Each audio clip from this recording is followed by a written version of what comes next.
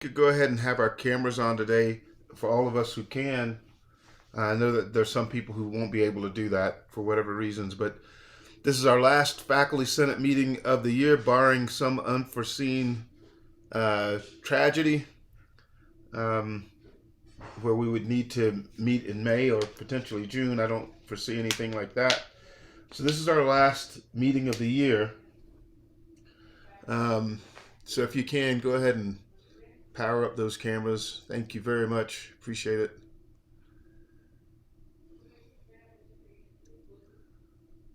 Great. All right. And as everyone else powers their cameras on, mine freezes. Beautiful. That's par for the course. Let me go to an alternate camera.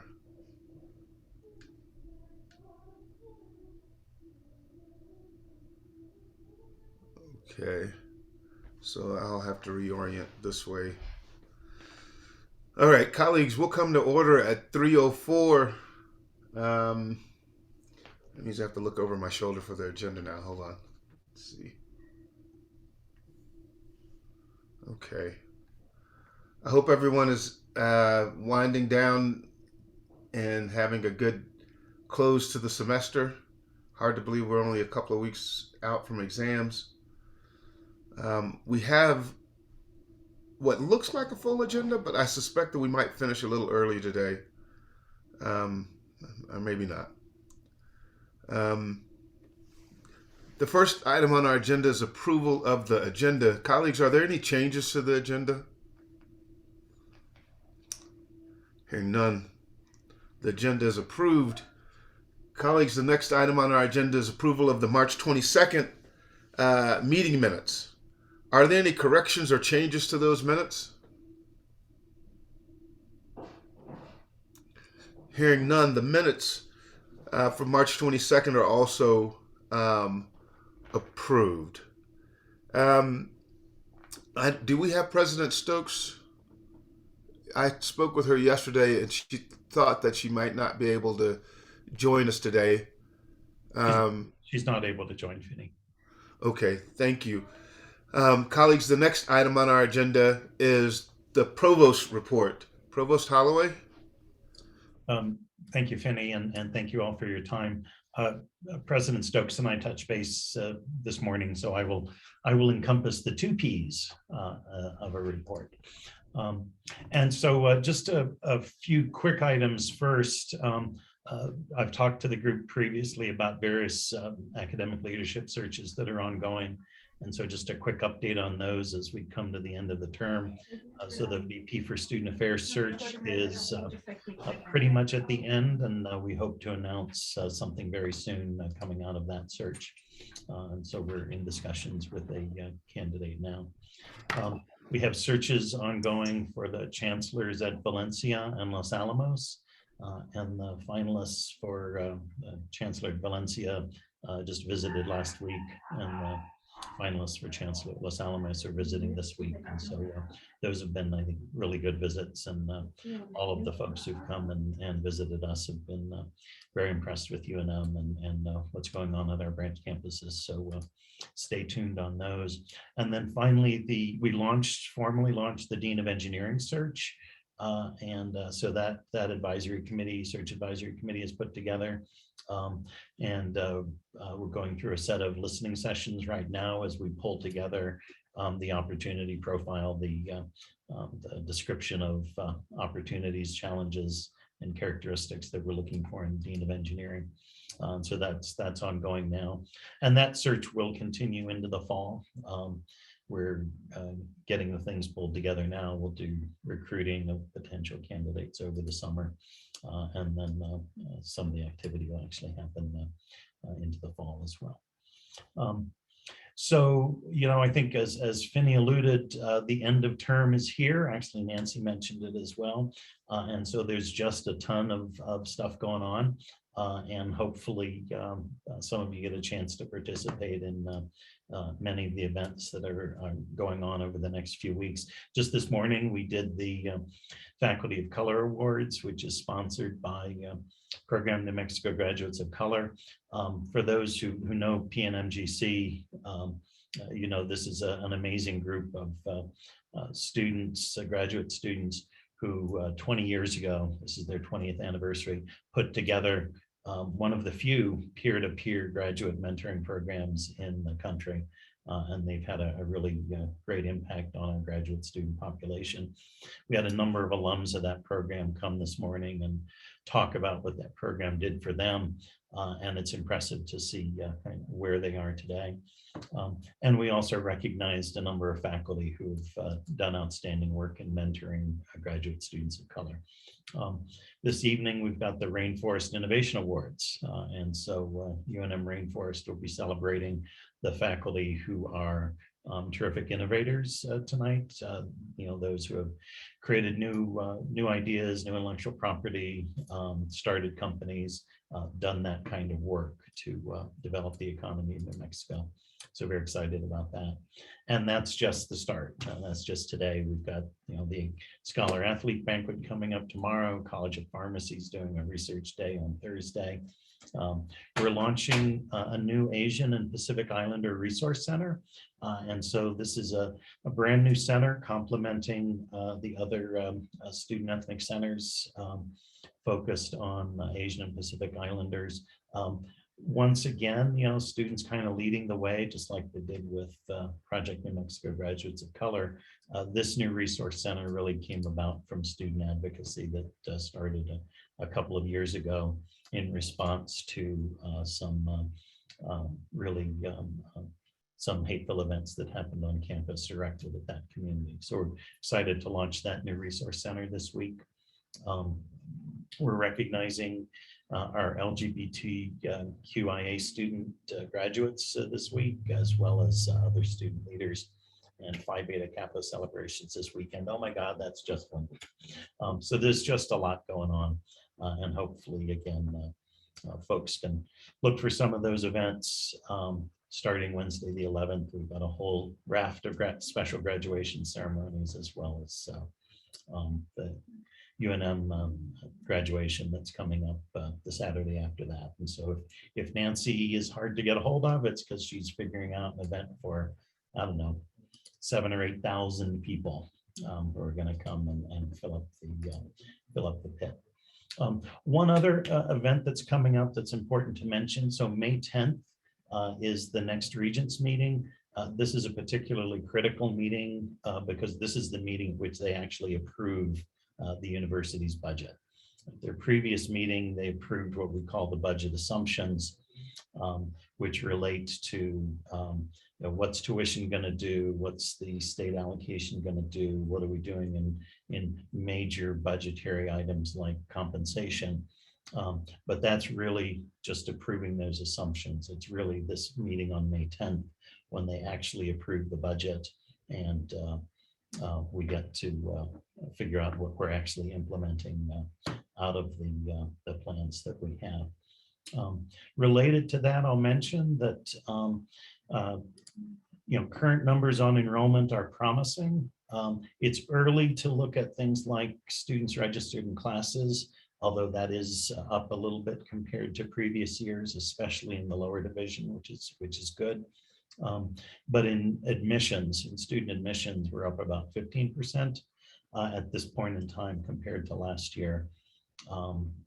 That's up about 4% in residents and 26% in non-residents and 49% in international students. You're seeing a great influx of international students with the dropping of a lot of the travel restrictions owing to COVID and a lot of the visa restrictions that were in place with the previous administration. So we're seeing a good increase in the number of international students interested in coming to UNM.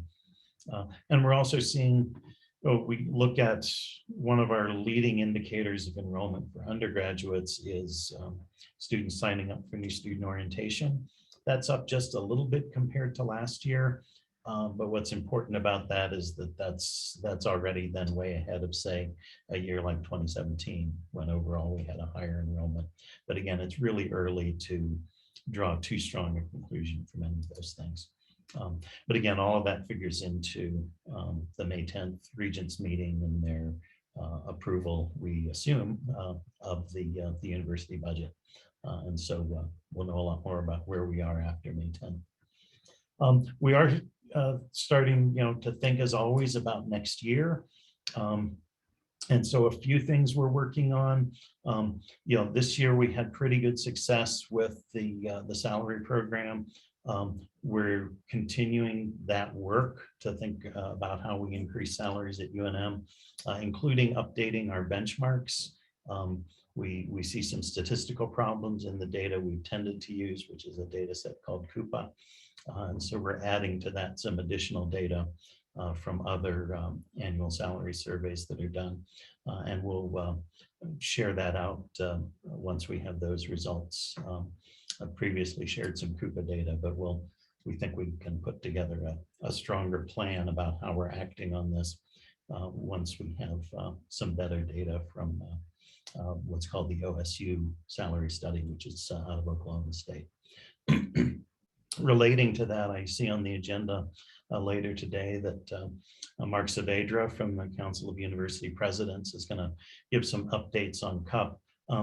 He's one of the folks who was really instrumental in what was truly a team effort that was required to move something like the salary program that we just put in place through the legislative process. And that's really important because we have to do it again. We probably have to do it 3 times to get where we need to be. And so hopefully it will be interesting to understand the team effort that was required to do that. Upcoming and of potential interest to some folks is that the Central Campus RPSP process will be announced in the next few days.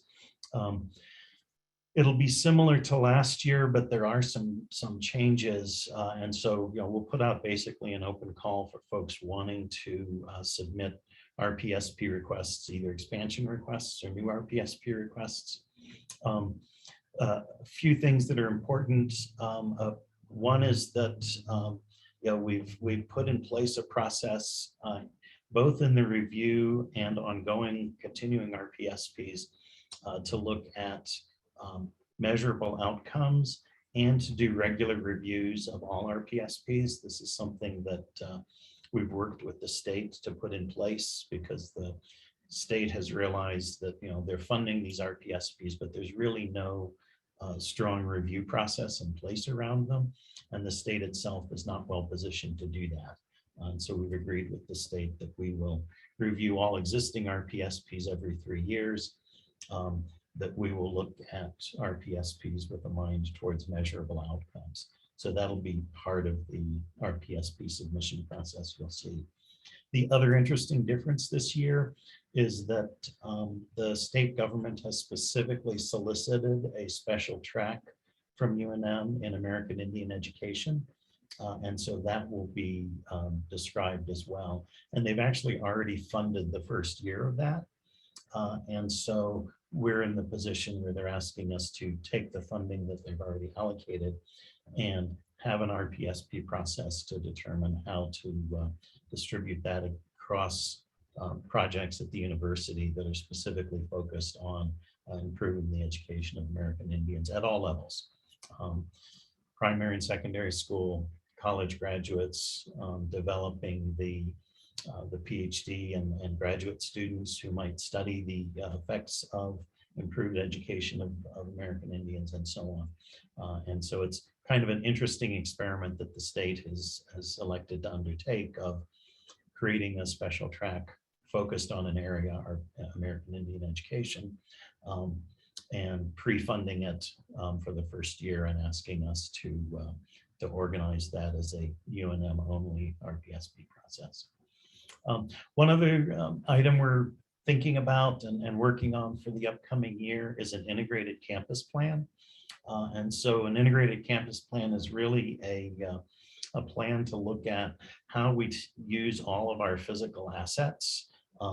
And for the most part, we tend to think of that as buildings. What buildings do we put where and why? What buildings do we take down and why? We've needed to have that integrated campus plan for some time. So we're putting out an RPF, request for proposals to do it. It's a fairly big project to actually undertake that. And so we hire an architecture and planning firm to do it. Many drivers for it. One is that we need for ourselves a clear picture of where we're going and how we're trying to best use our spaces.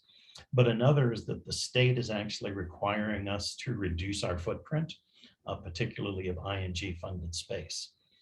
And the driver for that is that the state observes that our ING funded space is growing while our number of students has been shrinking. And so they're very concerned that we are using ING funds to maintain older spaces that are not in very good shape, whose real value as an asset may in fact be zero or negative. And so there's a real push from the state for us to in fact much more wisely use the space we have and to take space offline where it doesn't make sense to maintain it. And so we're undertaking that integrated campus planning process. Partially it's something we need for ourselves, but partially it's in response to the state's requirement that we think strategically about space and in their mind use less of it, at least unless our enrollment were to return to kind of numbers from 10 years or more ago. And we have more space than we had 10 years ago. So those are some of the things ongoing for the future. The last thing ongoing for the future and that I really want to bring to folks' attention is on May 6th in sub ballrooms B and C at noon, we are formally launching the UNM 2040 Opportunity Defined Strategic Plan for UNM. And so we've talked about this plan with this group in the past. Its structure around a mission, vision, a set of values, and 5 goals, those goals being advancing New Mexico, student experience and academic innovation, equity and inclusion, sustainability, and one university. And so at the launch event on May 6th, we'll have the folks who have been assigned to kind of take the lead on each of those goals and the small teams that they've put together to do that. We'll have them there, and we'll be engaging the audience in some conversations around how do these goals, what do these goals mean to you? How does your work tie into these goals? How do these goals support your work? And so look for some announcements about that. But in the meantime, anyone who is interested in that long range strategic planning and its short-term implementation, you might hold May 6th at noon for that 2040 launch. And I will stop there and see if there are questions or comments.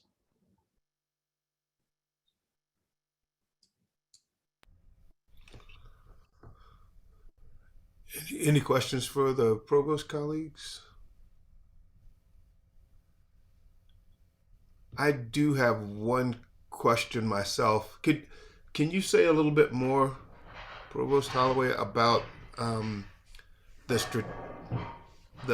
master plan and space and how that may be allocated? I know there's some concerns in ethnic studies programs about being either ghettoized or haven't been, brought into consultation about where they need to go as they're growing.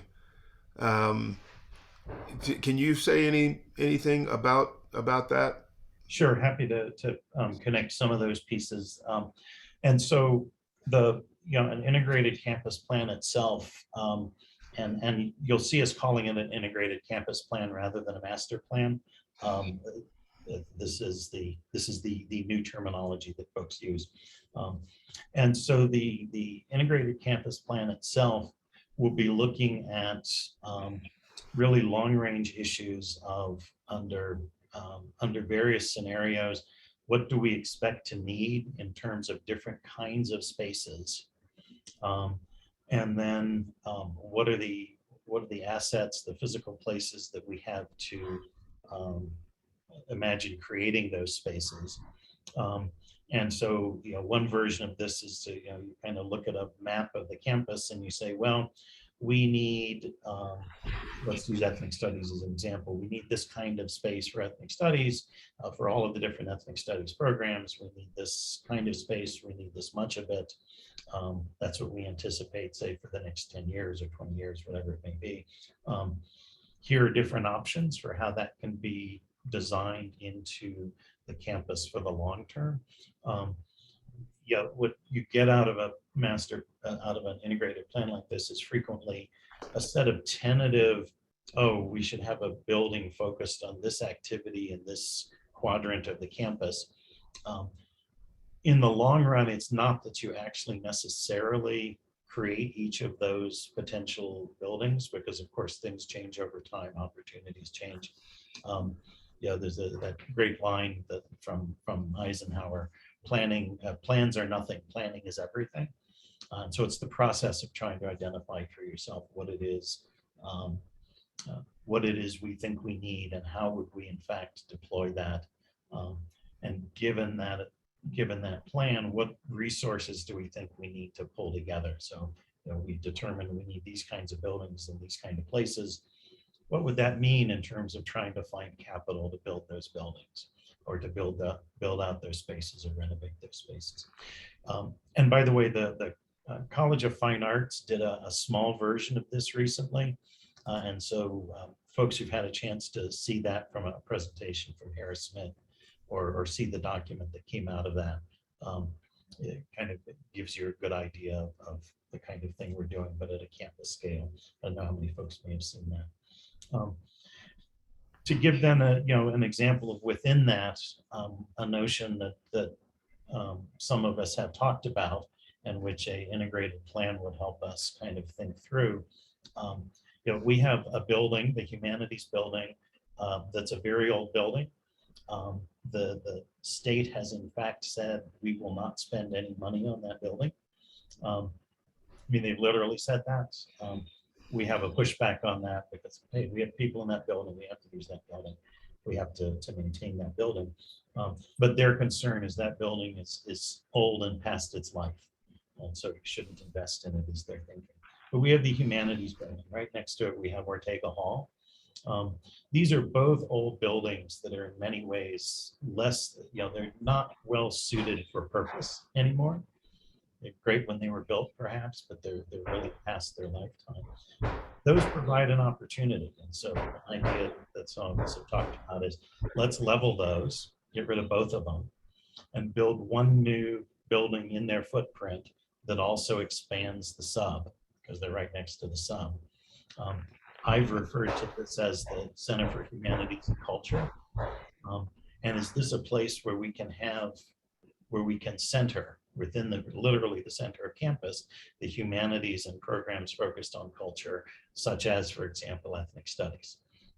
Can we actually design within that single footprint, and right in the middle of campus, something that will replace the buildings we have that are really suboptimal, expand our space actually by connecting it to the sub, and expand the ways that people flow between the spaces.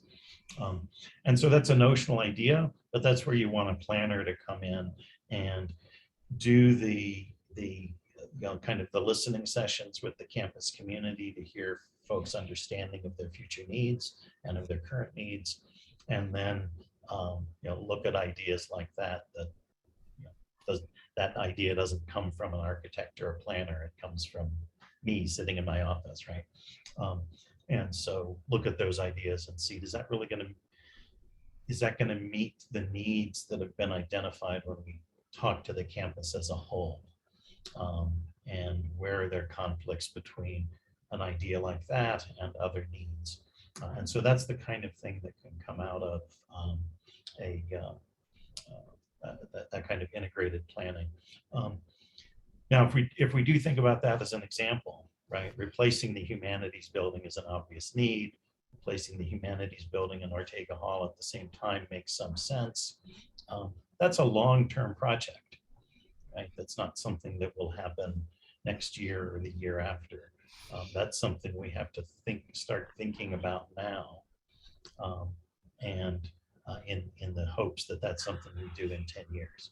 And remember how long it took Pais to go from a notion to being built, how long it's taken CFA's new Center for Collaborative Arts Technology to go from identifying a clear need just some time ago to, well, now we at least have the potential of getting a GeoBond funded that will pay for part of it.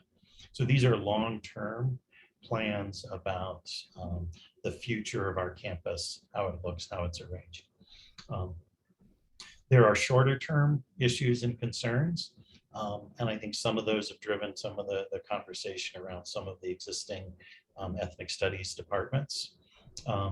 And you know, as we think about the long term, we also have to manage the immediate and the short term, where we have buildings that are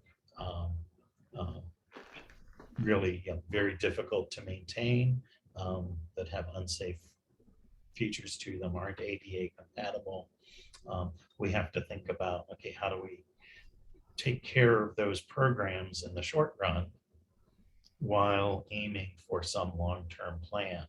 And we've really got to do both. We've got to take care of ourselves right now, and the challenges we have right now, and we have to think about where we're really trying to get to for the long run. I don't know if that helps, Finney. Sorry, I babbled on for a while there. No, that's useful in helping kind of lay out. And I'm excited about ideas like the Humanities Center and things like that. I think the concern is really about the short term, where folk are seeing are experiencing kind of a domino effect. So, what does it mean to have a new building for the College of Population Health? Who gets displaced? When do they get displaced? Where do they get displaced to? I think those are the conversations that people are wanting to have more detail about. Just what the short term things are going to be. All of us know that in the long term, the institution is going to look significantly different. There are many buildings that are going to reach the end of their usable life. Some already have, many already have. I think about Oñate Hall and Coronado, places like that probably will eventually need to be raised and rebuilt, as the Mesa Vista and the Humanities buildings, as well as some others. Mesa Vista, I hope we don't ever tear down, but it is what it is. Mesa Vista is a complicated one. Yeah, because historically and visually, it is a center of campus. Yeah. How to use it well becomes one of the question marks. Let me say something about College of Population Health building, since you bring it up, and I know there's a lot of stuff swirling around that. So it's a kind of a weird space we're in, because there's no funding for a College of Population Health building. There's no site selected for a College of Population Health building. There was action in the legislature this last session to give us funding for a population health building. It wasn't one of our top priorities. We didn't identify it as that. Even when that opportunity was floating out there, we did not change our own priorities. Our top two priorities were Center for Collaborative Arts Technology and the Child Psychiatric Center. We kept those as numbers 1 and 2. This notion of a College of Population Health building, though, was put out there from the legislature themselves. And because it was put out there, we did a lot of very quick thinking. Oh my God, if this money were to show up in a couple of months, what the heck would we do with it, and how would we do it? So there was a lot of quick thinking about that. But again, no specific site was identified. Potential sites were talked about. But the one idea that was part of those discussions that I think is a very good idea and will be part of an integrated campus plan discussion. The one idea that we talked about a lot was we truly want the College of Population Health to be a cross-campus endeavor. we're trying very much for it not to be seen as, oh, the HSC is creating a college of population of health. We want it really to be the UNM is creating a college of population of health. I'm sorry, college of public health, because public health is really a discipline that touches on so many of the other disciplines at UNM. And so we've created an executive committee around the creation of this College of Population Health that is a cross-campus committee. It's a huge committee. It's got about 25 people on it, something like that. Folks from urban planning, folks from health sciences, from nursing, folks from engineering. It's really meant to be broad because we want that new College of Public Health to be broad. As we have that discussion, and this notion which did not materialize of funding for a building was put forth, we really talked about, well, if we're going to build a College of Public Health and truly it's meant to be seen as a one university effort, then we should put it on the south side of Lomas. It shouldn't be another building seen as across Lomas on the north side of Lomas in HSC land. It should be on the someplace south of Lomas, because it's a way to tie the university together around this discipline of public health. So I do want to say that this notion of a building for public health, eventually we will have a building for College of Public Health. We'll have to expand that footprint somewhere somehow, but it's not something right now that it's not on our capital list. There's no concrete plan there. We did respond very quickly, and perhaps disturbingly quickly, to this notion that a particular legislature was going to try and fund it, even though we didn't ask for it. And so I think there's a lot of swirl around that notion, but we should be clear that we don't have that plan right now. But one cool idea is we do want that wherever that College of Public Health goes. I got to get that straight. Wherever that College of Public Health goes in the long term, it would be really cool if it was not on the north side of Lomas, but south, as a way to tie the university together. Okay. Chris? Thanks, Finney. Hi, Provost Holloway. I, of course, as somebody who occupies the humanities building, I don't have too many colleagues that I know of who would be sorry to see that building raised. Of course, as long as it's replaced with something else. But so that's exciting, even if it's a long-term possibility.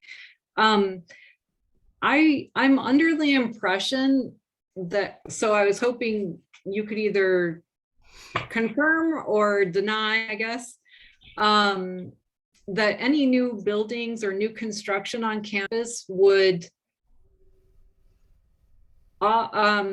provide or offer or integrate unisex bathrooms in order to acknowledge our non-binary peers and students, et cetera, et cetera. Could you talk a little bit about that? Sure, and what I can give you is a personal perspective. By the way, with respect to the humanities building, I think we should sell tickets to push the plunger to implode. Yeah, I mean, it's got to be the ugliest building on campus. I mean, Ortega and humanities, one of the two. So, so with respect to unisex bathrooms, I'll say from a personal perspective, I think we should just install unisex bathrooms. I don't know why we just don't have them. I mean, I know why we actually don't do them all that way, but in my perspective, we're at a point in our understanding as a society that it just makes sense to just do unisex bathrooms. So that's a personal perspective. I can't tell you if there is a kind of a university construction standard around that, but I can find out and let you know. I can tell you that I would insist any building we build should have unisex bathrooms. It's crazy not to.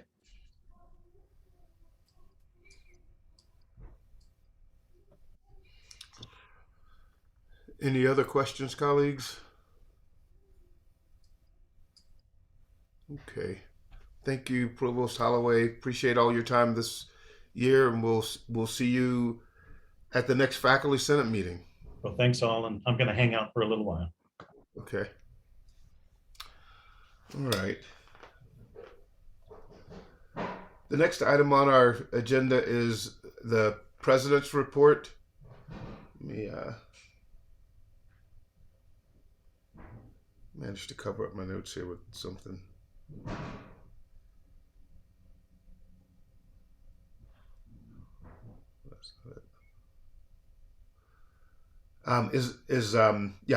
The president's report is the next item on our agenda. So there are several things that I want to talk about today. The most important being our faculty senate elections that are the new committees that will be formed. The election for faculty senate president. We already have a slate of candidates for AF&T. Hopefully you've been out and seen those candidates and will be voting on that important committee. I can't say that I know, and maybe someone here knows better than I do where we sit with COG in that process. But I'm looking forward to seeing who is going to be the president-elect for the coming year. I'm really excited about that and being able to work with that person over the coming year to continue building on some of the things that we've tried to build on this past 2-3 years. So, as many of you know, there are a number of initiatives that I wanted us to get done, some of them dating back to a year ago right now. We are coming out of this COVID monster. I imagine in the fall we'll come back together face to face. And some of those initiatives I have purposely put off to the summer and next fall. Some of them being personally overwhelmed and not having time to shepherd some certain things through. But also, we need to give more thought to certain of our committees, their structure. CDAC, for example, comes to mind. I really do need a group of people to sit down with me and hash through what that committee needs to look like, to make sure that we're coordinating with the administration also to get the proper representation on that committee. There are a number of things like that. I've also held off on committee selections. I'll do those into the summer, hopefully with the assistance of our new faculty senate president-elect to talk through how we want to pursue that in the future. Sometimes when you want to give accolades, you invariably are going to miss people when you do that. I want to thank all of our senators who are rotating off of Faculty Senate. Thank you so much for your service. And I look forward to serving with you in other capacities in the future here at UNM. For those of you who are staying on, we'll have a lot more work to do next year than we were able to get done this coming year. So I'm hoping that you'll be willing to roll up your sleeves just like we were this year to try to get things done. I want us to seriously explore that idea of a caucus system where groups of faculty who have, common concerns and ideas have a chance to sit down and have conversations together. To my liking, the Faculty Senate is almost all unidirectional in terms of information flow, and I think we need to do something about that. But I want us to be very thoughtful about how we do that going into the next year. So, Christine, I don't mean to embarrass you, but I just want to publicly thank you for all your years of service to UNM and your tireless efforts to help us build the kind of curriculum that we can all be proud of. It's just been a real pleasure to get to know you, and just your dry sense of humor is similar to mine, so I really like that. So thank you so much for everything that you've done for UNM. If I had a service award to give out, I would definitely give it to Christine DeLucas. If you all will give her a little recognition, I don't know, those hand things or something. Thank you so much, Christine. It Um, was my pleasure, and I will miss all of you. yeah. Good luck. Great retirement. You're going to be in a great state, my old home state. So, um, Thank you. this year's operations committee, each operations committee has its own personality. It has been so much fun working on this. Working on this particular operations committee, had a number of colleagues who returned for double duty on this term out. So I want to thank Amy, who's rotating off. Thank you so much, Amy, for everything that you've done. Brian, for keeping us grounded. If there's a Keeping Us Grounded award, Brian Neese would definitely get that award. Cash, all the times that you stepped in for me, and just really appreciate everything that you've done to help us keep Faculty Senate going in the direction that is going. Carola is probably on a bicycle somewhere. I've never seen someone, when I hear people talk about, oh, I can't miss the meeting because no. In our operations meeting, Carola will literally be on her bike with the camera on, and I'm like, I hope she doesn't wreck on the way to wherever she's going. That kind of commitment is really special. So thanks to Carola for that. B, I don't think B's here with us today. B, thank you. B is also a repeat offender with operations. I'm so thankful for B and his perspective. And last but not least, my buddy Rebecca, who is one of the most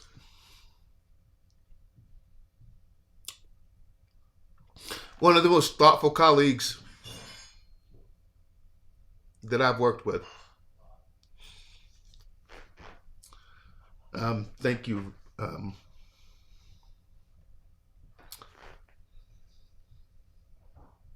I'm sorry. Thank you, Finney. Yeah, Right back at you. I appreciate you. I can't say I love you in a public forum, but I really appreciate you. So, thank you so much for everything. And last but not least, Nancy and your team, Rick, believe me, trying to keep everything going, even just to get these meetings set up, is to juggle a lot that there's no way that I would be able to juggle alone. And thank you, Nancy, so much. You've been an incredible university secretary. I'm so proud for what you've been able to accomplish. And Rick, for being my right-hand person, always having my back.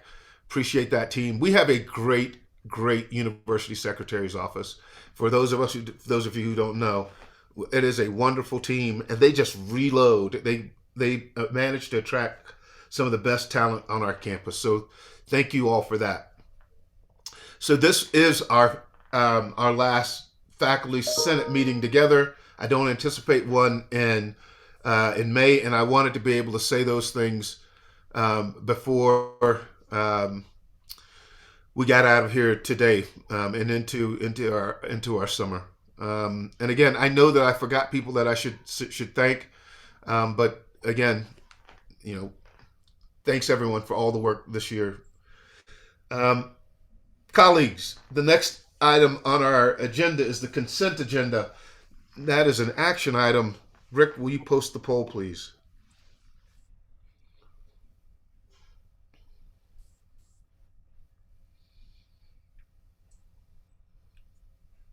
All right.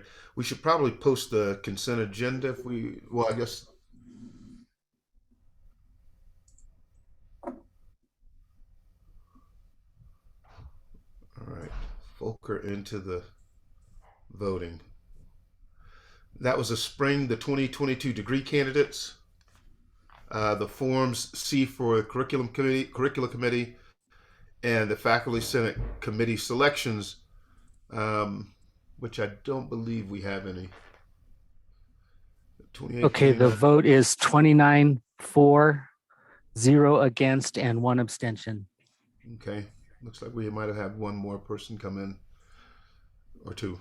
Okay, now we're at 32 for. Okay. The consent agenda passes. Colleagues, the next item on our agenda is policy C70, confidentiality of faculty records. And I think if Lee's here, is Lee Brown with us? I don't think he's here yet. He did Okay. confirm he was attending. Is Karen here? I didn't see her sign on. The good Dr. Patterson? I'll check in with Lee and see if we can get him. Okay. But Lee would be one of those people too that I'd want to thank. He's been a very, very interesting person to learn from, Lee Brown.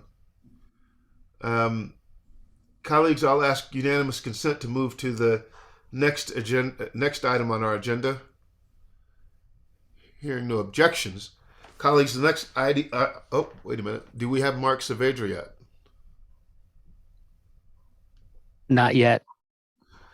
Colleagues, I'll ask unanimous consent to move to the next item on our agenda. Hearing no objections. The next item on our agenda is item number 9, our new graduate degree, for advanced graduate certificate in counseling. Christopher Goodrich. Dr. Goodrich, are you with us? I am. Thank you so much. Thank you. And thank you very much, colleagues, for considering this petition for an advanced graduate certificate in counseling. The counselor education program currently has both master's and doctoral degrees in counselor education that is accredited by the Council for Accreditation of Counseling and Related Educational Programming. The rationale for this graduate certificate is to serve a couple populations that we're not currently serving. Or serve them in a different way. One is that because of national accreditation requirements, our degree requires 60 graduate credits for a master's degree to be both licensed and eligible for that national accreditation. Most programs in the College of Ed and Human Sciences are 36. However, about 85% of our students are actually dual track, so they're specializing in both mental health counseling and school counseling. We support both those credentials, both leading to different licenses in the state of New Mexico. And so we would like to have a designation on the transcript to demonstrate the distinction of our students who do decide to go dual track. But there's another reason, which is for workforce. We actually have a huge demand right now for school counselors in the state of New Mexico. It was quite large before the pandemic, and the pandemic has just obliterated the number of school counselors in the state of New Mexico. We do have a number of mental health counselors who wish to move into school counseling. However, to meet the licensing requirement, and it's licensing from a different board, it requires some additional education. And so we want to have a pathway that supports our national accreditation to support these folks in respecializing. And so this certificate would allow folks who have a master's degree in mental health counseling to respecialize as school counselors and qualify for the license through PED, or folks who are school counselors to respecialize and become a mental health counselor through the license for the New Mexico Counseling and Practice Board. And so that's the rationale why we bring this forward, is to both support current students or allow students to graduate with a master's degree and then come back for a certificate if they elect to serve in both fields, or to support professionals who are currently working to use the knowledge and expertise to quickly move into high need areas for counseling for the state. And I'll take any questions or.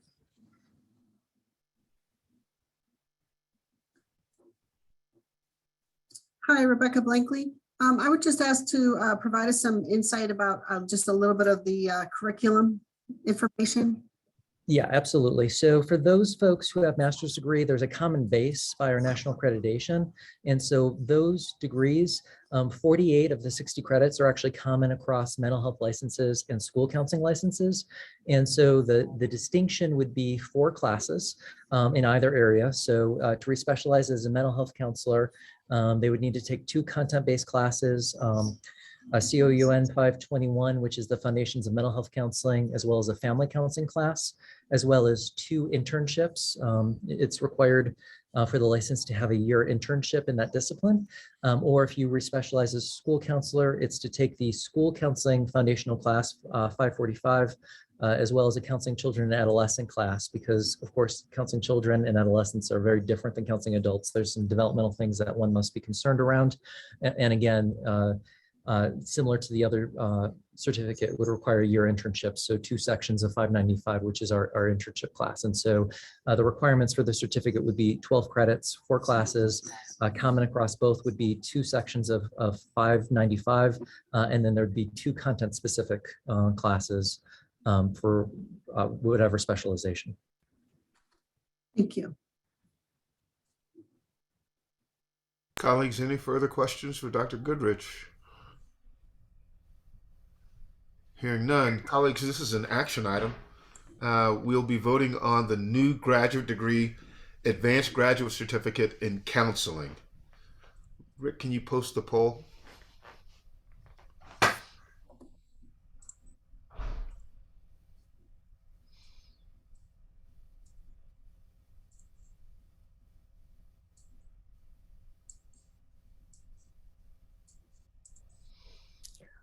Okay. Okay, we have 35 for it and 1 abstention. Okay. Colleagues, that item passes. Thank you, Dr. Goodrich. That was a very thorough presentation. Thank you very much, and good luck with the Thank you. program. Appreciate it. Colleagues, I ask unanimous consent to resume the orders of the day. Do I have any objections to that? Hearing none. Colleagues, the next item on our agenda is item number 7. Policy C70, confidentiality of faculty records. And the good Dr. Lee Brown will be sharing this. This is an action item. Dr. Brown? Thank you, Vinny. Mr. Chair, or Mr. President. So a revision of C70 was required, came to our attention as we worked on the very long revision history of C07, the progressive discipline policy. The main item had to do with if there was an allegation of a need for disciplinary action of some sort, of a transgression that was found to be not valid, whether there should be a record kept that the allegation was made, but that it was dismissed. As I recall, the Board of Regents strongly insisted that some record be kept.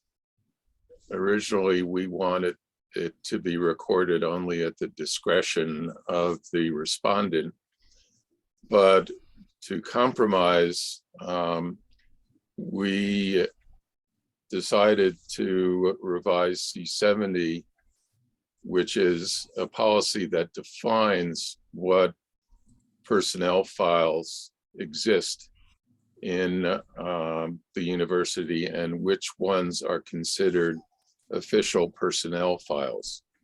And the intent of this was that only these few official personnel files would be would have the complainant's complaint recorded and the fact that the respondent was exonerated, and that no other so-called personnel file would have that information.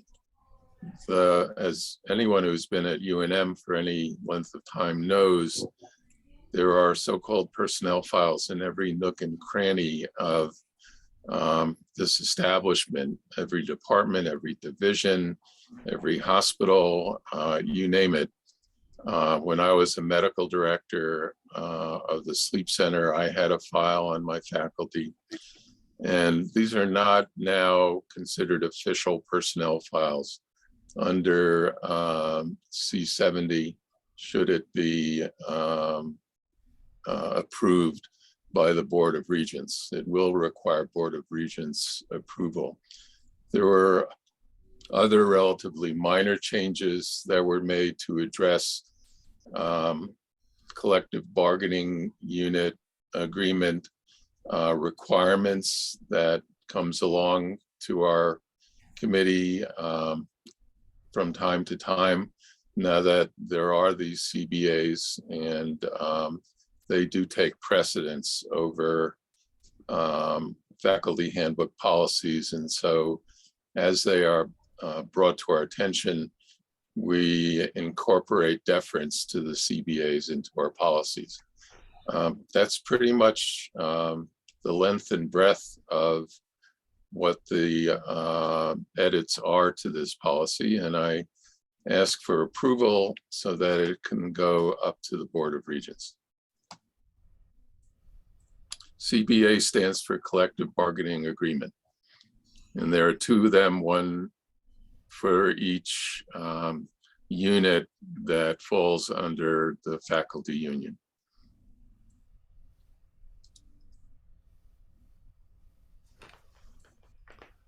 Colleagues, do we have any questions for Lee?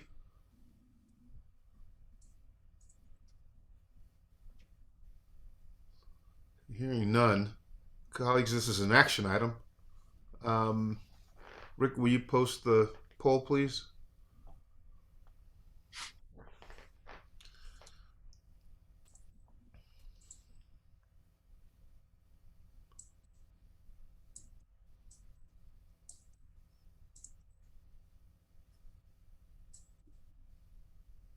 Okay, 35 voted for it, 0 against, and only 3 abstentions. Okay. Excellent. I thank you all. Thank you, Lee.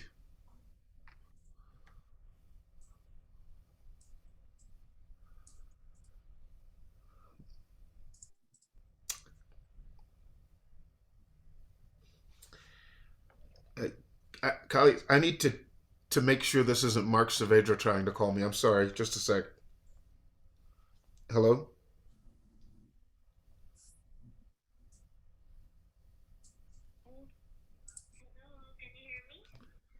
Yes.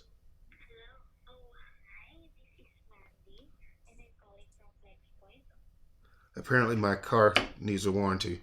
So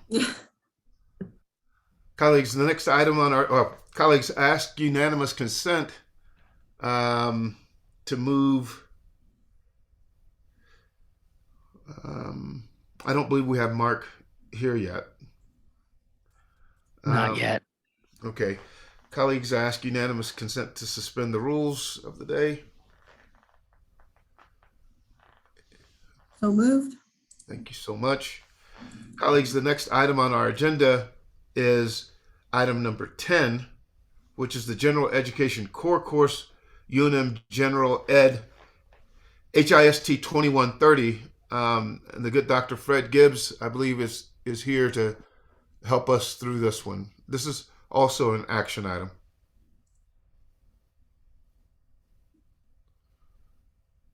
Is Dr. Gibbs handy?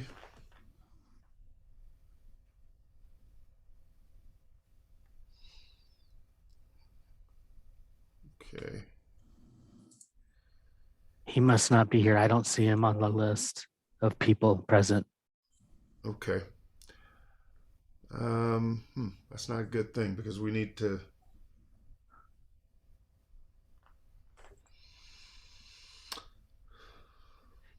It is on the agenda for 4:30. He might be expecting it to be later. Okay, and the same thing would be true for Mark. I think he's not coming until 4:10.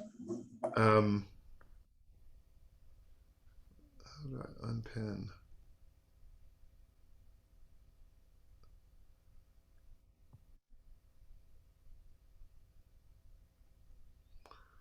Okay. Is there any chance that the good Dr. Pitcher's with us?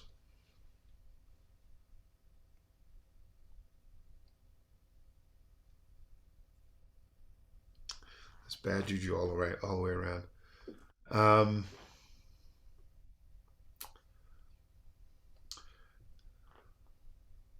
Colleagues, I'm concerned that if we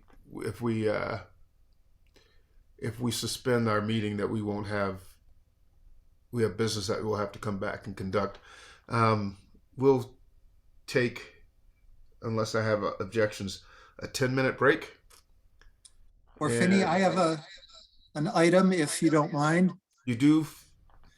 Go ahead. It's not on the agenda, but as you were talking about the Academic Freedom and Tenure Committee, one of the Yes. things that I was tempted to apply for, I am a professor and a vice chair, but I am not on the tenure track. So I'm not eligible to sit on that committee. When people in the Health Sciences Center are eligible to be professors, we're told that we are on an equal footing with professors on the other tracks, although there are some aspects that we're not really equal, and we can't sit on some of the committees, we cannot do some of the votes or some of those benefits. And I don't know whether it has come to the time to adjust that so that professors or other academic faculty on the clinician educator track are eligible for the full spectrum of responsibilities at the university in kind as those who are on the tenure track. So just something to put out there for thought. It was not on the agenda, but wanted to start that conversation if there are other people who think that there's validity to continuing the discussion. Thank you for that. Lee? Thank you, Mr. President. It's interesting that this was brought up at this date. I would say that probably almost a decade ago, when I was chair, or at least in the executive committee of the Faculty Senate HSC Council, I brought up that very same issue and discussed it with the members of COG at the time and the chair or chairs of the AF&T, and I lost that battle. However, I might add that shortly thereafter, constitutional amendments to the faculty constitution were proposed by COG, and two of them, one was that you had to be a tenured professor in order to serve as president of the Senate, and one was that you had to be a tenured professor to serve on COG. And I gathered the resources of HSC faculty, and we were able to defeat those two amendments. I speak strongly in support of my original contention, which is that it is a denigration of HSC faculty who are clinician educators that they are not eligible to serve on AF&T. Unfortunately, it will require a constitutional amendment to do that. And as I understand, COG would have to institute the actions for such an amendment. I wanted to fill the Senate in on that piece of historical information. Thanks very much for listening. So, Vinny, it's Christine, may I add a comment? yes, please. So the only thing I would say is it should be for senior faculty, not just full professors. But there's an expectation that senior faculty from the HSC or clin educators are expected and do fill significantly important roles. And I would just say that though I'm leaving, I would agree that this needs to be taken forward. It is not uncommon in other institutions for clin educators to be on AF&T as well as be president of the Faculty Senate.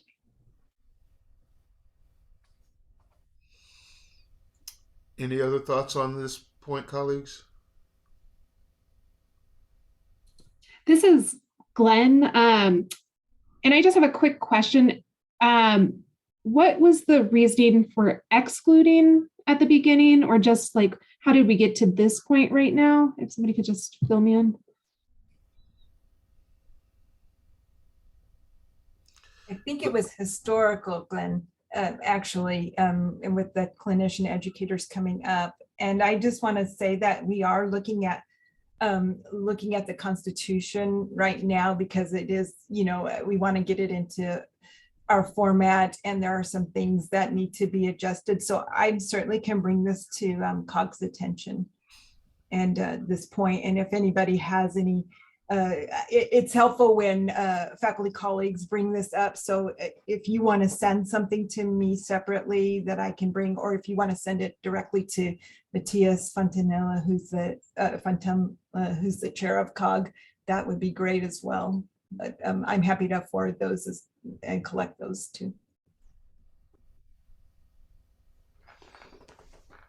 Kristen Barker from Sociology. I would just add that this seems like an obvious, important step, and it squares with the university's rhetoric about one university. Thank you. Very good. If there's no more discussion of that one, thanks for bringing that to our attention, collective attention. Daniel, thank you, and thank you, Lee, for the clarifications. Colleagues, we'll resume the orders of the day. The next item on our agenda is item number 8, which is an update account from Mark Saavedra on the Council of University Presidents. And I believe, Mark, you have a PDF or a PowerPoint. I think that you emailed to me. Rick, are we able to pull that up if Mark needs it? Yes. Okay. Mark? Yes. Hi, Finney, and thanks for asking me to attend the Faculty Senate meeting. It's been some time, and I always enjoy meeting with the faculty and working with the faculty, so I hope this continues. So thank all of you for having me, and I think it's something that was suggested by in a conversation with President Stokes, is just, and we were trying to get it done earlier, so some time has passed since the session's been over, of course. We've already had a special session, so hopefully, I was asked to give some background and discuss, our process, the outcome of the legislative session, things that took place, to take questions from anybody from the Faculty Senate. So with that, I'm not sure about time, Finney, but we can go through the post-session briefing, which that would help everyone, or we can talk about specific things. It's up to you. We could talk about the ING, we can talk about compensation, we can talk about the closeout fund for research schools. So, it's up to you, Finney. In terms of, I'm not really sure your time is. Right. So, Mark, when you and I were talking, I think the points that you wanted to make about, is it 35 or 45 million dollars out there that institutions might have access to? I'd certainly like to talk about that. The provost earlier mentioned, the kind of the process that we went through to get to the kind of salary percentages that were out there, that team effort. If you have anything to say about that. And then colleagues, Mark is able to answer a wide range of questions about the legislative process, how we're setting our priorities, in his work to help us achieve those outcomes. So other than those two things that I have, does anyone have anything else they want to ask Mark about? Okay. Well, thank you, Finney. And again, good afternoon. So real quick, the Council of University Presidents was created in the mid-90s, and it was initiated by back then President Peck of the University of New Mexico. And it was an effort for University of New Mexico to work and collaborate with other universities and community colleges. And so it's made up of 7 universities, and the chair is usually a research or comprehensive president, and the vice chair is then the opposite. So right now, President Shepard at Western New Mexico is the president. He's our longest serving president in New Mexico at this time. And his vice chair is Chancellor Arvizu down in Mexico State. And therefore, we try to have a balance between comprehensive regional schools and our research schools. And therefore, we're making sure both are advocating for the different missions.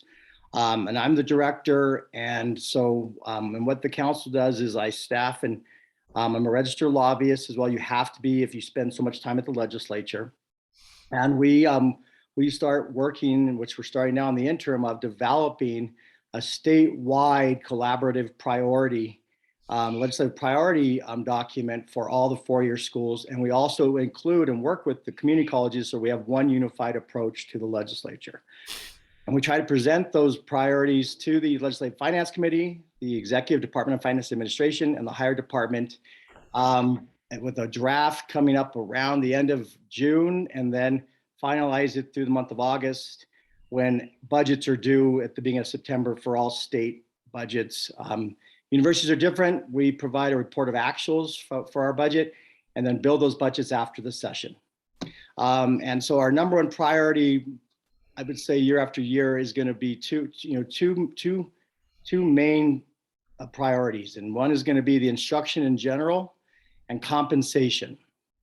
And you all are fully aware the ING is the state appropriation and operating budget for most of our instruction in general at the institution. And that's the big chunk of state dollars that come to the institution. And it's basically appropriated through a funding formula through outcomes in higher education. The other one is compensation. And the council submitted our priority of roughly 7%. We were up between 7 and 10. And we worked mostly with the Legislative Finance Committee and along with other folks. It is a team effort where you have the CUP, you have the independent community colleges, the branch campuses, you have the government relations staff at each institution, which you all, I'm sure you've worked or crossed paths with some of your government relations people. And of course, there's also external groups like I think I heard AFT mention earlier when I got on. It's going to work. And so we're all out there to really support and lobby to try to get as high as compensation we can have for the institutions. Same thing with the instruction in general.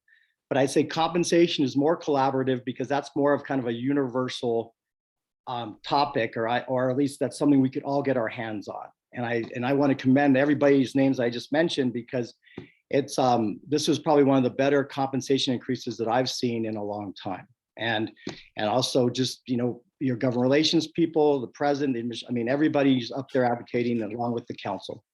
So the 7% ended up becoming, and I think who deserves a lot of credit is the chair of Legislative Finance Committee and the analysts and staff, because that's something they probably already had in mind back in last July, started coming out in August when we were meeting with them.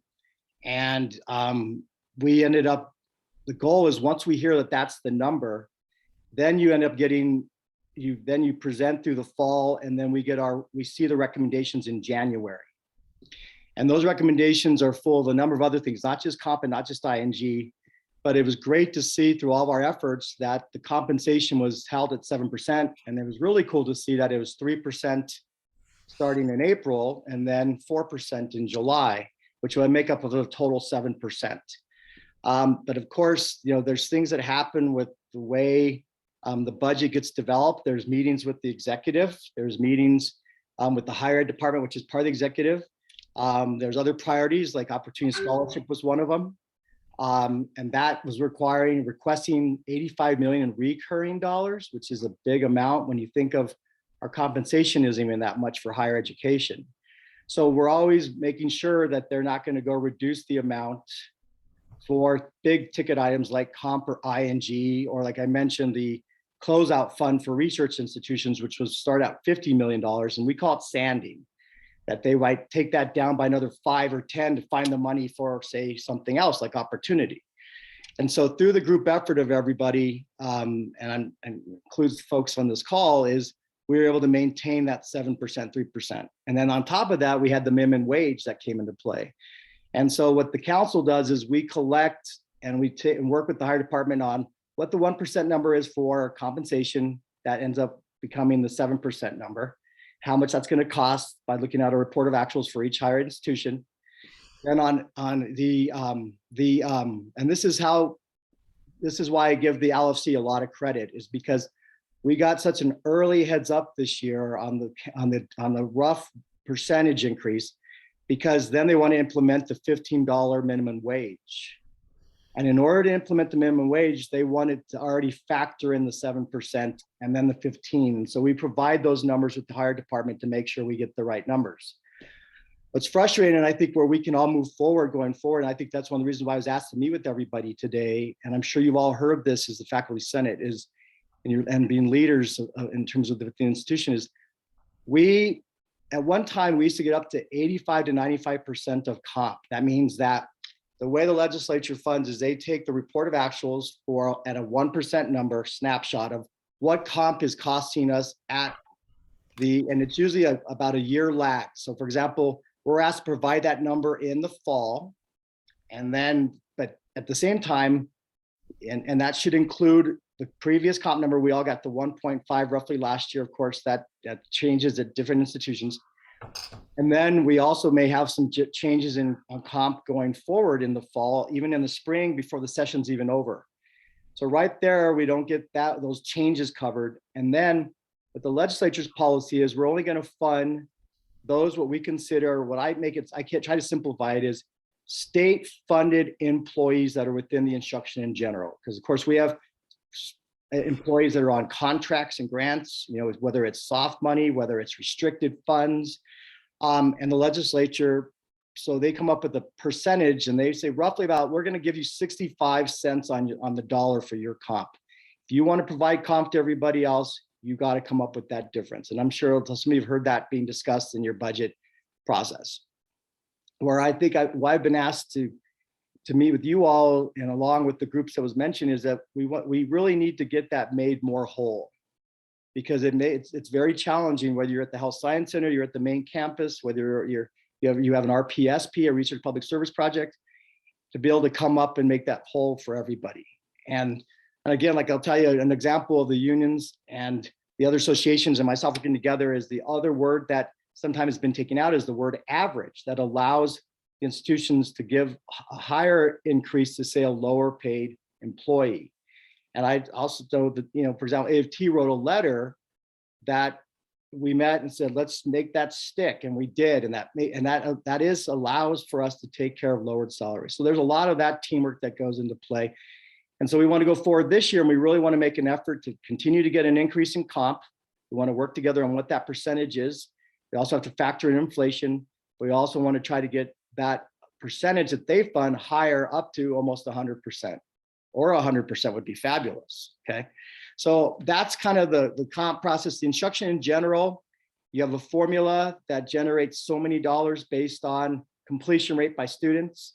The three research institutions, there's a measure and there's an award and an outcome there for how much research expenditures, dollars you spend in the state of New Mexico. That's a big, that's huge for University of New Mexico. University of New Mexico performs very well in that. And there's a number of tiers. So you get awarded if you have a number of different types of STEM at PhD level, master's level, bachelor's level, and those have higher values. And so that also generates an outcome. So with that said, then they decide what percentage they're going to give us. And sometimes they also take into consideration the tuition revenue we generate. Enrollment's been a tough one lately in terms of going back and forth on, we feel like we have a lot of good reasons and things we need to look at that are somewhat some changes we can make policy and legislation to improve enrollment that is not at the fault of the institutions. Or maybe we look at a cohort in public education where we see 65% of graduates are fiscally underserved, fiscally challenged populations. That's the largest percentage of high school graduates in New Mexico. What's happening with that cohort? But anyway, all that factors into what percentage we get in the formula. And this year they actually also add a component in the language of the Appropriation Act that said we had to provide an enrollment plan to the higher department and Legislative Finance Committee and Department of Finance Administration for them to review, approve to get an additional 1% of ING. This year we ended up with 3% instruction in general. And then on top of that, the comp, and then we got some money for our building deferred maintenance. We got a lot of money for endowments, social work programs, teacher programs, nursing programs. I'm talking about, we probably made out with between lottery and opportunity and those three endowments, probably talking about almost $1 billion in funding for higher education. So I think with that, with all the teamwork and everybody working together, this is probably the best year I've seen for higher ed in a long time. So the goal is to keep that momentum going again, because today I was in a presentation from the director of LFC, David Abbey, and he's projecting right now $700 million new dollars going forward for FY24. So that'll be not this FY23 coming up in July, but down the road. So there again, we want to push compensation, we want to push instruction in general, those kinds of things. So that's kind of, I mean, that's kind of the process. Like I said, there's a document that Rick can share. You can email it to everybody. It's better to probably come closer to after the session, because you probably are all kind of like, well, it's already come and gone. Thanks, Mark, but appreciate it. But anyway, that's kind of our process that I thought, if going forward, I continue to like to share, can meet and coordinate with your GovRel people as well. But anything that I can provide or sit down or meet with the faculty, along with faculty senate president and so on. I'm more than willing to do that. With that, I know I talk really fast. I don't want to take up too much of your time, but if you all have any questions, please feel free to ask.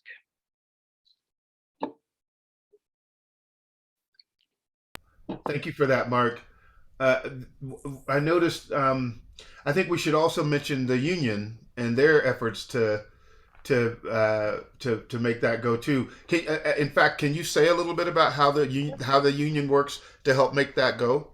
Sure. No, absolutely. And I always get them confused. But AFT, in terms of the Federation of Teachers Union, we tend to. That's one thing where we work, and they're doing their thing, and they know what they're doing, and they do it well. And then we have our issues, but we understand that we try to be on the same page on comp numbers. We definitely want to go higher. And I'll give you an example. When I talk about trying to get made whole on comp, a few years ago, the Department of Finance Administration recommends the governor's budget, recommended 100% of comp funding for us, but then they only gave higher ed 2% while they give everybody else 4%.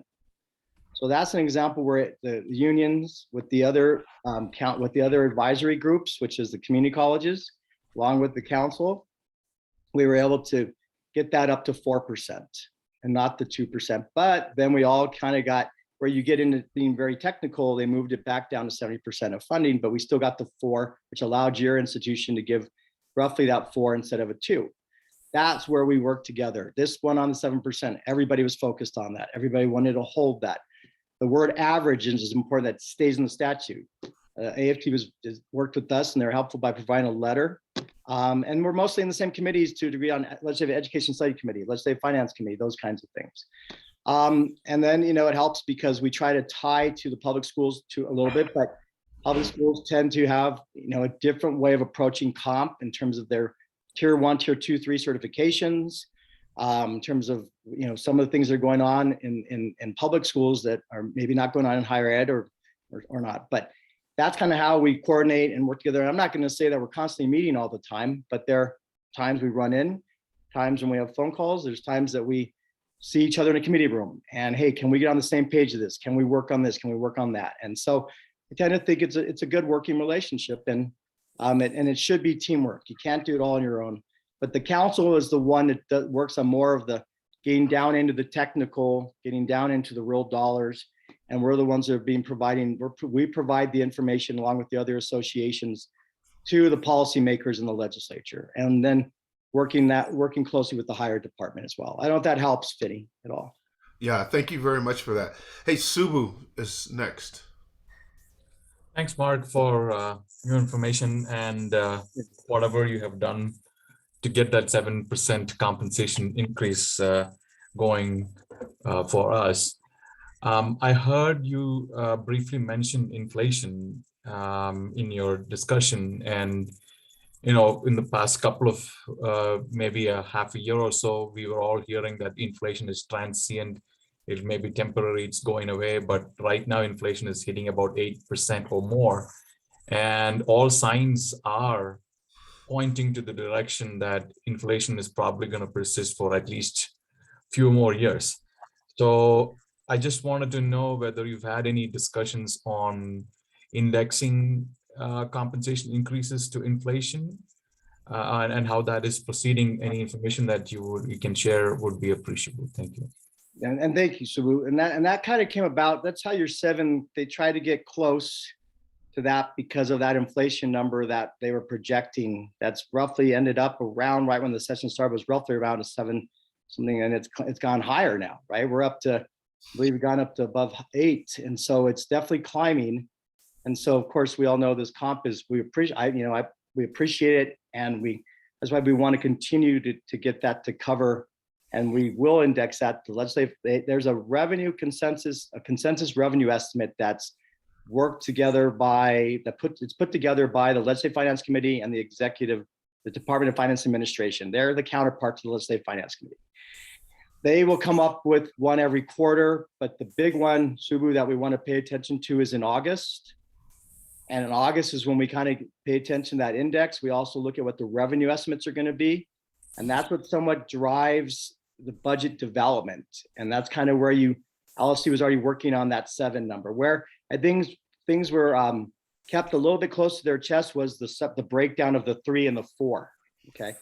And doing that earlier, because I think they're trying to give some relief when they saw that inflation moving up higher, trying to do that in April and not having to wait till July. But that we will be indexing that. That is a factor. And like I said, our one of our top priorities is in the interim, and there's a higher ed subcommittee that meets every month. Okay, and this is with the Legislative Finance Committee, and it discusses a number of issues in higher education. It's always webcast. You can always watch it. If you don't, and we'll be discussing compensation and inflation, and that was discussed today, which I was at. It's called the Higher Ed Regents Council, and all these councils, right? And so they listened to a presentation by David Abbey. And again, it's a public document that I can share with Finney, can share with you all, that will give you all a pretty good idea of what inflation is looking like, what the reserve, like for that right now, we're at a 30% reserve for the state. And that's pretty healthy. And again, the recurring dollar amounts coming in looks still pretty healthy. And so that's why with the indexing, with the recurring dollars, with the consensus revenue report, we'll hear another one in, say, December. And then when the session starts again in January, February, and all that is part of how we come up with the compensation number. What is the formula you're using for indexation? So it's the Legislative Finance Committee, and it's the Department of Finance, and they're usually tracking mostly in terms of what our federal budget folks are tracking in terms of the federal inflation increase, and then we provide our institutions. They somewhat vary because we have various inflationary increases, different ones at each institution.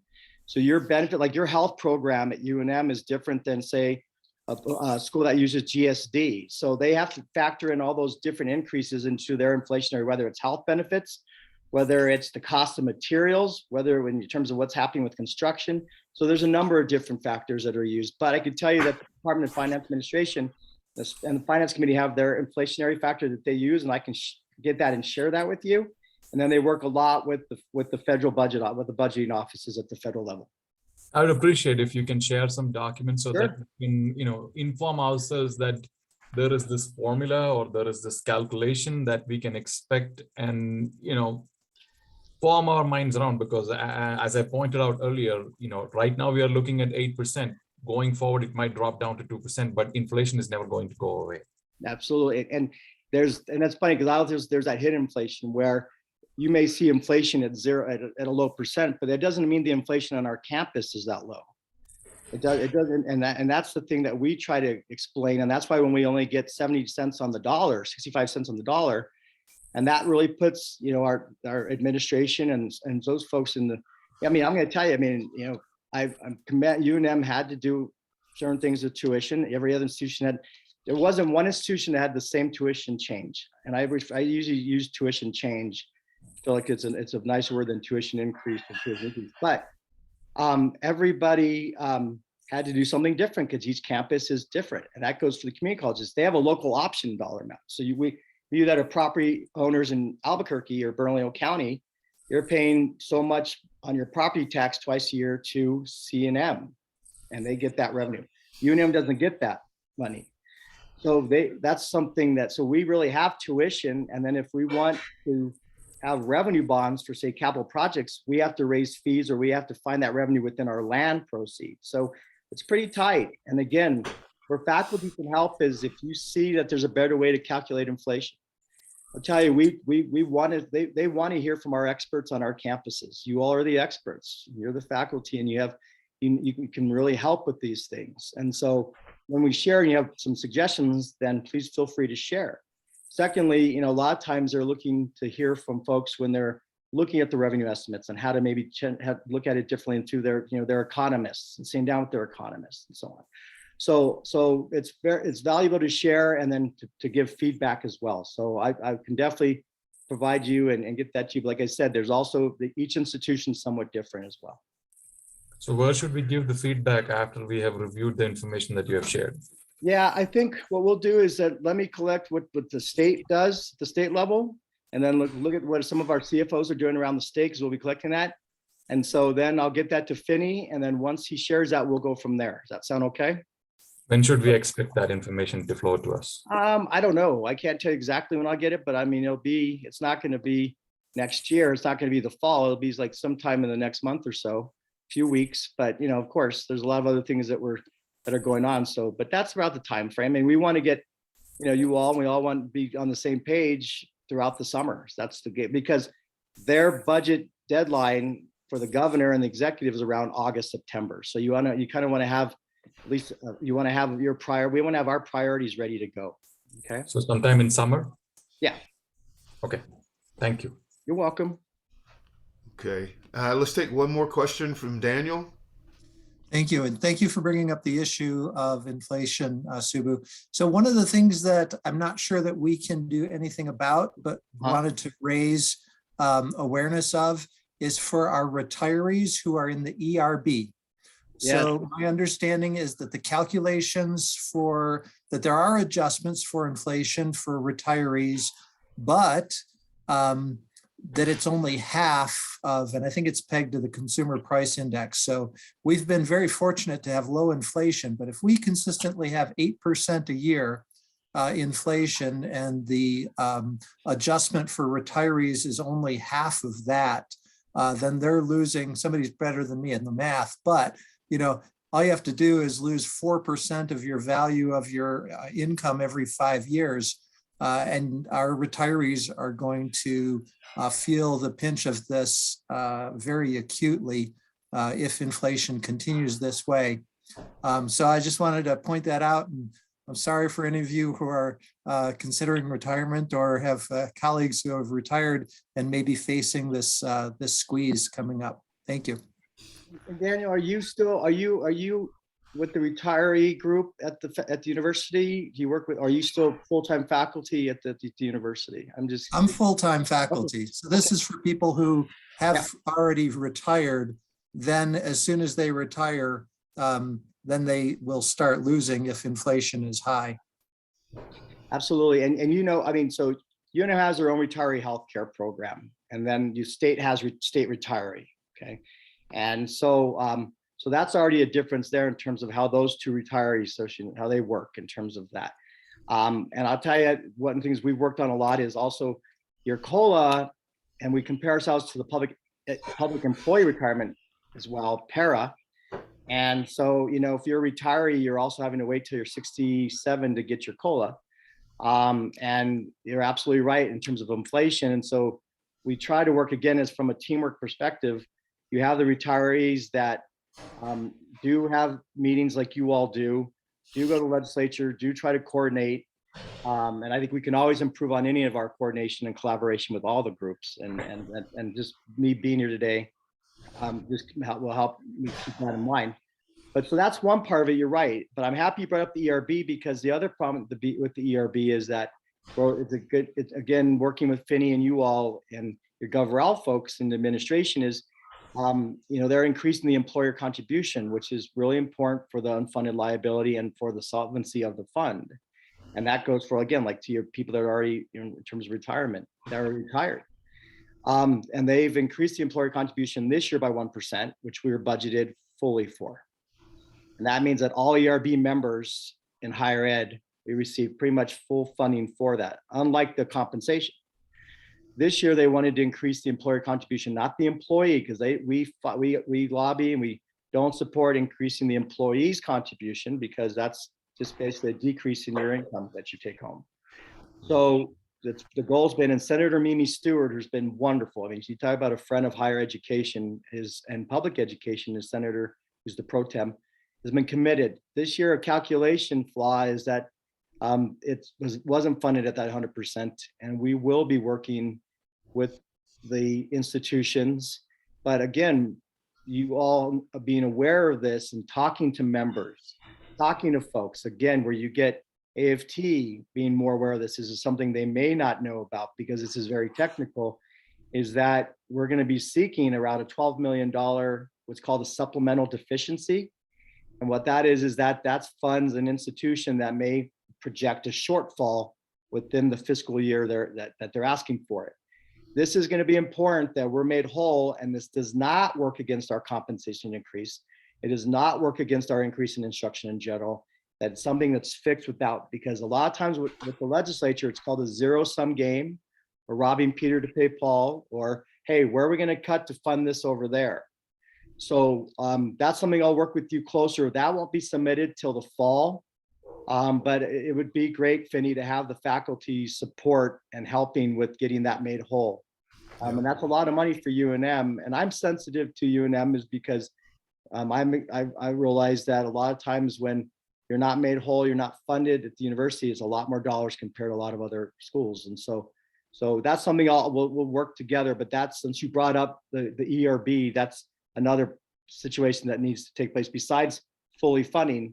And what we do is the Education Retirement Board, they provide a 1% again number for what the 1% number is for. The total number for all ERB members, okay, that are still contributing into the fund, and that's about a $1.3 billion number.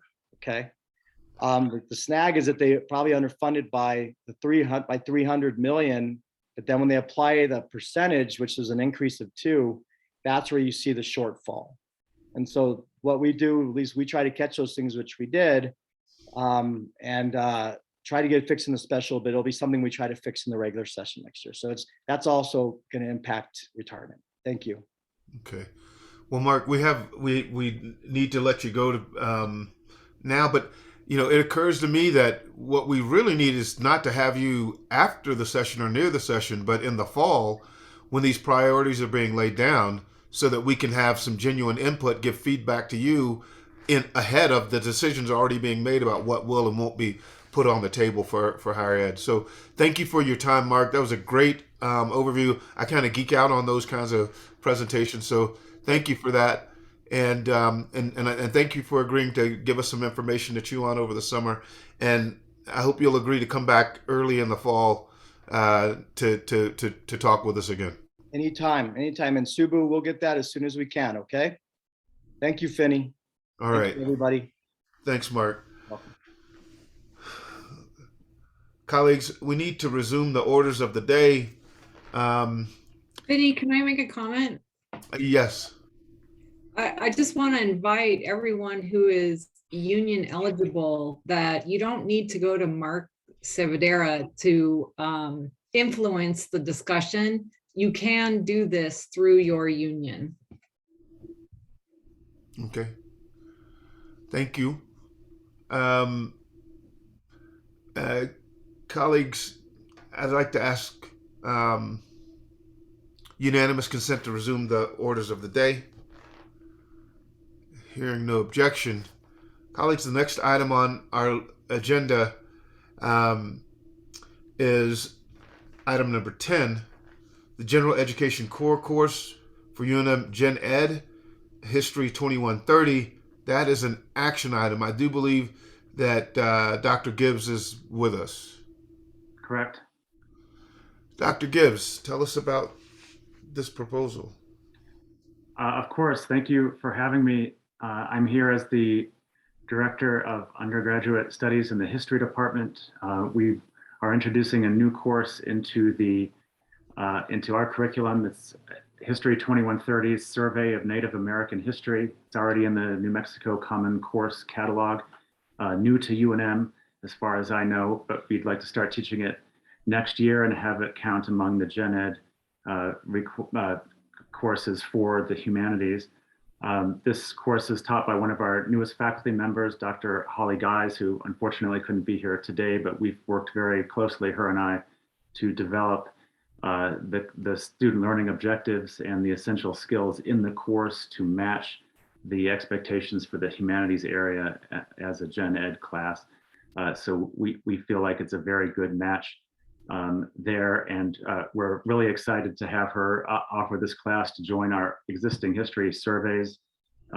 We have obviously, U.S. History 1, Western Civ 1, Latin American History courses that many students have had a chance to take, but a whole course on Native American history is something that will be, I think, unique and very appealing to a lot of our students.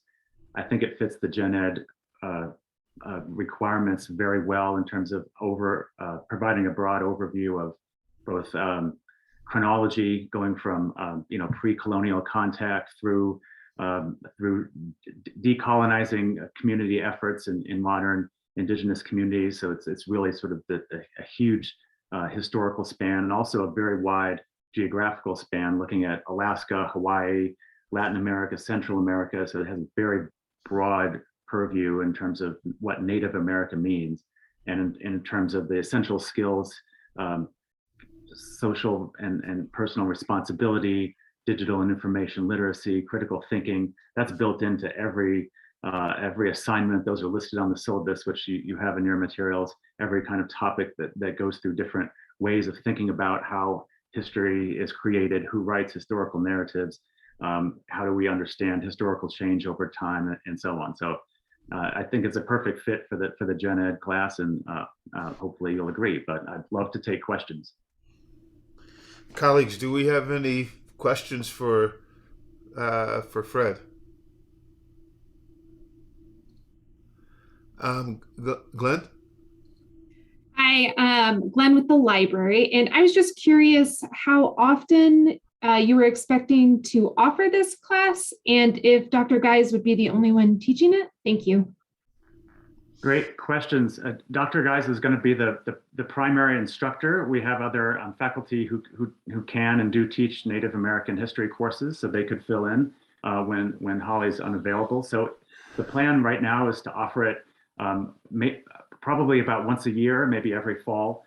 And depending, Holly's really smart and gets a lot of grants and is going to be away doing research. So there'll be times when it maybe isn't offered as regularly as it could be on a totally normal schedule, but we'll be able to fill in the gaps with other faculty members on occasion, or maybe just have it be 3 semesters instead of 2 before it gets tough. But it'll be very regular within the curriculum. Thank you. Sudharma? I think you probably answered my question. I missed the first part. It's a new course, right? Because I couldn't open the document. Thanks. Correct. It's in the New Mexico Common Course catalog, so we're not adding it as a brand new lower division course, but it is a new course for University of New Mexico main campus, at least. I don't know of any record of it being taught here. So it's new for us, and Holly has taught iterations of this class in the past, not here at UNM. She's only been here a couple of years, but has been sort of fleshing out the syllabus, and we've been working, as I mentioned, very closely together to align the student learning objectives with the class as she's added readings and assignments to align with the Gen Ed expectations, so that we have a good mesh there. But it is a new class for UNM. Any further questions, colleagues? Hearing none. This comes as an action item. Rick, can you post the poll, please?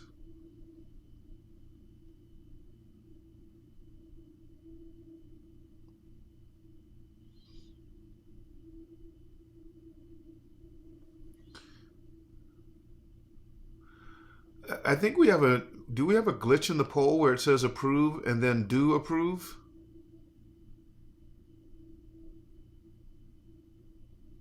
I think we do.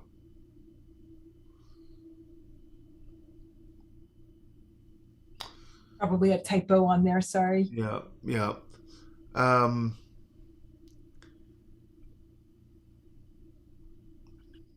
not sure how to handle that. At this point, I'm going to assume that the folk who chose the do approve meant do not approve. So this passes with 35 votes for, 1 abstention, and 2 votes that are ambiguous at best. All right. Thank you, Dr. Gibbs. I do appreciate you taking the time to come and share information with us. Good luck with this. Sounds like a fascinating course. Thank you very much. We're looking forward to it. Very good. Colleagues, we are at the final item on our agenda, which is a COVID-19 update from the good Dr. Pitcher. Dr. Pitcher? Hi, good afternoon, everybody, and thank you, Dr. Coleman.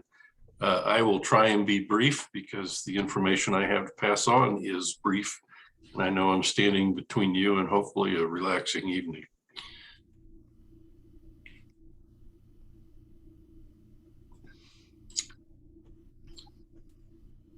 All right, so I think the last time I was in front of this group was about a month ago. Since that time, we've actually been in a relatively flat, stable trend here in New Mexico, and actually in the United States in general. I've combined a couple of graphs here from the New Mexico Department of Health. The top one is showing the number of daily cases, and as you can see, we had the big BA.1 Omicron surge hit us right around the first of the year. And we are now down to very low numbers on a daily basis, ranging between 100 and 200 new cases per day. And that's been stable for the last 4 weeks. More importantly is we're continuing to see hospitalizations from COVID drop in the state of New Mexico. So today, we're at 51 hospitalizations around the state. At the peak of the Omicron and Delta wave, we were approaching 700 hospitalizations, just as a matter of scale. 50 hospitalizations is not putting a big dent in the hospital capacity in New Mexico. So we're fortunate to be beyond that level of crisis in providing access to care for COVID patients. The deaths from COVID continue to trend down as well, but those tend to lag hospitalizations and daily cases. So they're approaching somewhat of a flat, stable state as well, but they're certainly down lower than where they were just several months ago. Nothing has really changed in terms of who is at risk for more serious illness as marked by hospitalization, and it's primarily patients in the older age groups, especially age 65 plus, but we are seeing a fair number of people in the 35 to 64 age group that are still requiring hospitalization. As I've discussed before, the vast majority remain in people who are unvaccinated or not fully vaccinated, though there are still some small numbers of people requiring hospitalization who have had full vaccination and boosters. What we've seen over the last month is that the predominant variant that we're seeing has shifted from being the BA.1 variant of Omicron to now being BA.2. It doesn't really show up on this graph because the overall numbers of cases are way down. But the BA.2 Omicron variant now represents more than 75% of cases that we're seeing here in New Mexico. we are not seeing any significant new morbidity or risk associated with this new variant. So the BA.2 variant, also known as stealth Omicron, is now the dominant variant worldwide. It's responsible for over 75% of cases globally and in the USA and in New Mexico. This is really the most transmissible variant we have seen to date, but it's certainly not the most morbid or lethal. Last month, we were seeing a rapid increase in cases in China, Australia, and other Asian countries, and much of Europe as well, including the United Kingdom. But since that time, those case numbers have started to decline, and the BA.2 peaks were fast to rise and fast to decline, much like the BA.1 peaks that we saw. We're seeing BA.2 drive a slight increase in cases in some northeastern US states, but we're not really seeing a major surge of cases or a surge of hospitalizations associated with what I would call a minor increase in cases in those areas. So our strategy overall is continuing to move away from lockdown strategies and mask mandates. As you're all aware, the federal court struck down the federal mask mandate on public transportation. We'll see where that goes and if that's appealed, but for now, we're moving in a direction away from mask mandates and lockdowns and shifting to a focus more on ensuring full vaccination and boosters and ensuring availability of emerging and effective therapeutics that we have for COVID. And as I stressed last time, and again, I don't know who this quote should be attributed to, but we may be done with the pandemic, but it's certainly not done with us. And but overall, fairly good news for all of us. One thing I will say, though, is that even though the impact of COVID on our healthcare delivery system is pretty minimal right now, we're still seeing a huge secondary impact from delayed care, patients presenting with more advanced illness, pent-up demand for clinical services, and that's still continuing to overwhelm not only our hospitals within the UNM system, but also around the entire state. So as of today, our flagship hospital, UNM Hospital, is running near 150% adult capacity. That's no different than when we were at the peak of our surges with COVID. So we're still firing on all cylinders. Patients are still coming in for care that's been delayed. And we expect to see that and the secondary effects of COVID for months and likely years to come on our healthcare delivery system. So with that, I'll stand for any questions that Joe might have. Thank you, Dr. Pitcher. Colleagues, any questions for Dr. Pitcher?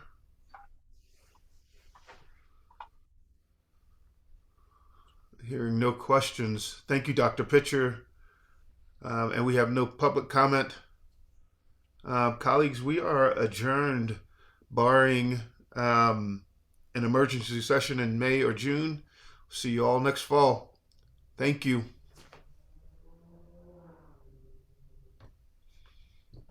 Hey, Finney, you're awesome. Who said that? It was me, Ezra. Hey, Ezra. You're awesome too, man. Thank you. Thank you for your service, Finney. Bye. Carolyn. Thanks, everyone. Thank you, Finney. We should have thanked you for in front of everyone. Yeah. Yeah. And John has put his hat in for ops, so yay. Oh, good. Okay. Thanks. Appreciate everyone. And Vinny, we can send out the official call for nominations for president-elect and ops tomorrow, and if you would like us to, so that we can get that done and see what we can get. And I'd like that. okay, I'd sounds like great. that. Thank you. Great. All right. We've got one already, so that's good. So, Good. awesome. Ezra, I hope you continue to serve, man. Appreciate you. Oh yeah, definitely. Yeah. Will do. All right. See you soon. Take care. And Rick, I think you can stop the recording.